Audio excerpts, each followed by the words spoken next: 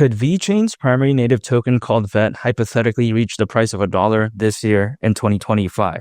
I don't see why not. And even though nothing I say is financial advice, the reason why is because even despite the price pullback, what we're seeing as of right now when it comes to VET, and also with a bunch of other altcoins, by the way, even still despite that, why do I think this year could be so special? It's because if we take a look back in history, I think they'll tell us some clues, maybe, because usually, historically speaking, altcoins, they've been known to peak as a worst case scenario around 18 months after a Bitcoin halving event. Now, the last Bitcoin halving event happened back in April of 2024, so last year. However, 18 months from then is actually around October this year. So you got to think about that, right? Even historically speaking, as a worst case, as of right now, this is not when altcoins are supposed to peak. Now, granted, this is just more so of a gauge, like more so of a benchmark. It doesn't necessarily mean that it's going to happen at that exact date or time. However, I think, again, it does give a good bearing, so to speak. And not to mention, maybe it can happen a little bit later, which would be fine, because more time for me to accumulate. However, if it happens a little bit earlier, it's fine as well. That would be awesome, of course. But again, I think 2025 could be a very special year. Now, what is another individual within this space, which is very reputable, by the way, that could very well agree with this hypothesis? I'll take a look at someone like Charles Hoskinson. Now, Charles Hoskinson is the co-founder of Ethereum, and he's the founder of Cardano. What did he say? Back in a video that he was a part of back in November of 2024, he did say that in the next 1 or 2 years from then, he said that he could very well see Bitcoin reaching anywhere between $250,000 all the way up to $500,000. So you got to think about that, right?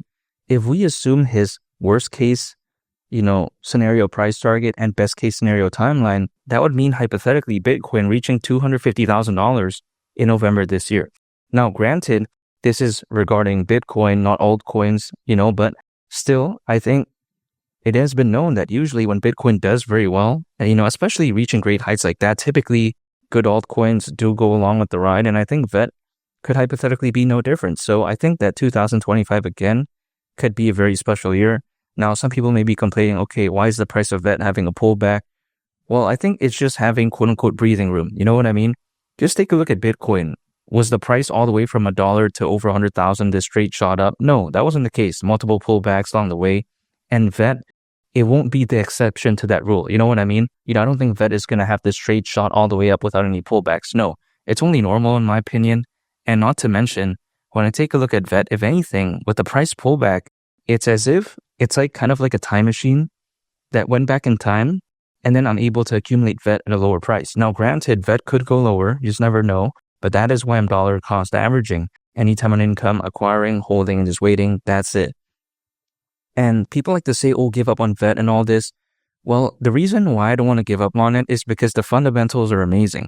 If we take a look at VeChain, it's focused on supply chain management. Now, some people may argue that, oh yeah, this doesn't matter because take a look at VET. Well, maybe if they're only taking a look at the price, they may think the project is bad. But again, the supply chain management market size is hypothetically predicted to be pretty massive, actually. So much so that when we take a look at, according to Polaris Market Research, the market size is expected to exceed over $58 billion by 2030. So yeah, that's a pretty big amount right there. Now, some people may be thinking that, okay, VET at the price of $1, considering current circulating supply, market cap would be around $81 billion. Now, how can the market that it's focused on, only be predicted to be worth, again, right, around 58 billion by 2030, yet again, how can VET exceed that in 2025, let's say hypothetically? Now, my argument is this. Even though VeChain isn't necessarily focused on the biggest market of all time, people usually care about the narrative.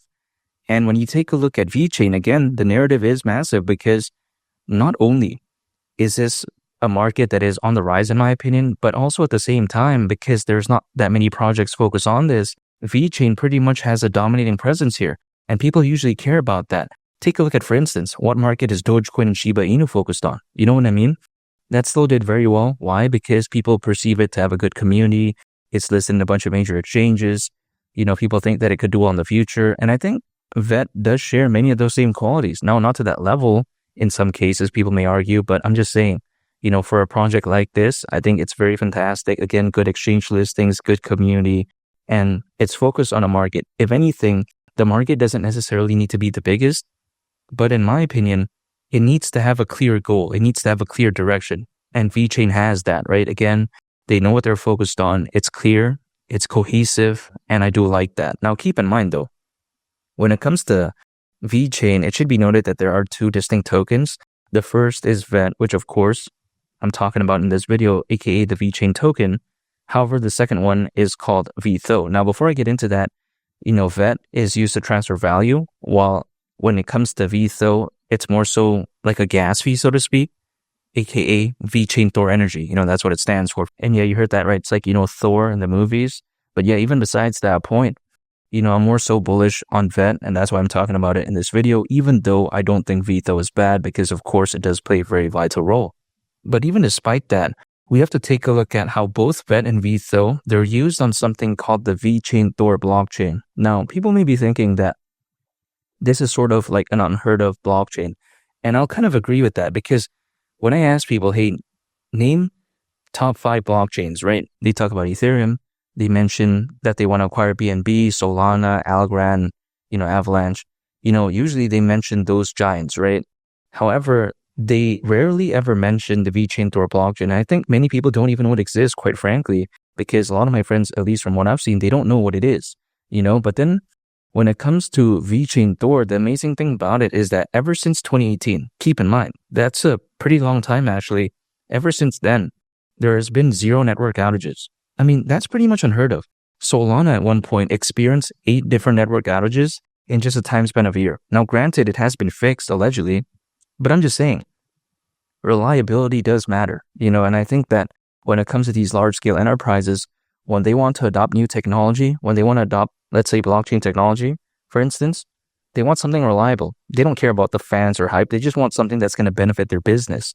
So the way you take a look at it is that the VeChain Thor blockchain, it's very fantastic, very reliable. It's not the biggest, but hey, you know what? It's very reliable. Now, not to mention as well, VeChain, the partnerships are very impressive. You take a look at how they're partners with Deloitte, PricewaterhouseCoopers, which are 2 out of the big 4 accounting firms. You take a look at BMW, H&M, even the government of Cyprus. So the way you take a look at it is that VeChain really is one of these dynamic projects that are focused on the right things, amazing partnerships, and again, VET at the price of $1. I really don't see why not, considering, again, current circulating supply. Market cap would be around $80 billion. We've seen historically Dogecoin at one point reach over 80 billion. We've seen BNB reach over 100 billion.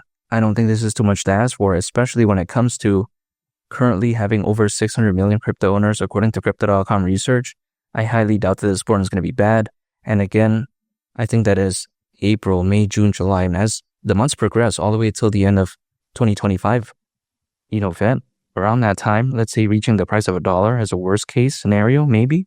I just don't see why not. I think it's so special, and I think VeChain is amazing. And make sure to subscribe if you gain value from this video. I'd greatly appreciate it. It's Mali the Captain, and I'll catch y'all in the next one. I'm out. Peace. Bye.